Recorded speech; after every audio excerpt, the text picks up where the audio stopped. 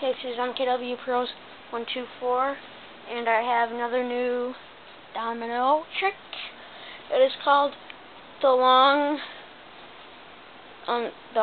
dash, or whatever you want to call it. See how those dominoes are so far apart?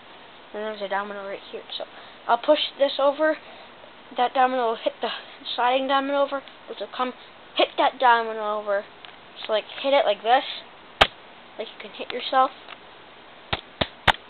And then you can it'll just slide over, hit all these dominoes. I don't know why I have so many. So yeah, here we go, starting in 3, 2, 1.